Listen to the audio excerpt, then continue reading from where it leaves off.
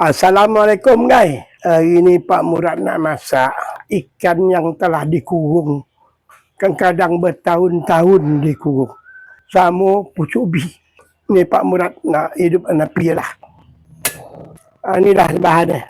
Kunyit sama cili api. Cukup senang masak.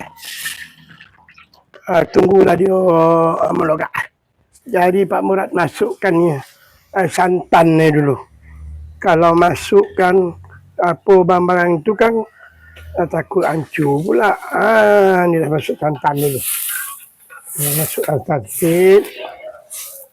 Pak Murad masuk lagi sikit santan. Tunggu dia melogak. Kan Pak Murad masukkan ikannya pula. Nampak pun dah melogak dia kan. Jadi Pak Murad nak masukkan ikan yang telah dikurungkan kadang bertahun-tahun, kadang berbulan-bulan. Hari ni Pak Murad lepaskan dia masuk dalam kuali. Ni dah. Jadi Pak Murad nak masukkan cuk ubi tu. Pucuk ubi yang telah digondam dengan air panas dan diporah. Inilah cuk ubi.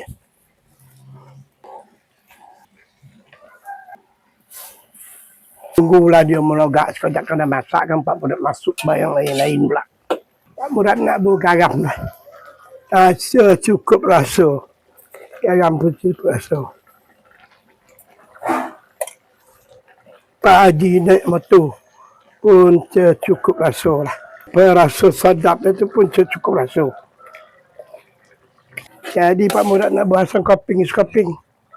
Biar dia rasa asam itu. Kalau tidak sekarang tak rasa asam dia tak sedap. Jadi Pak Murad tambah lagi santan lah. Santan pokat tu ni.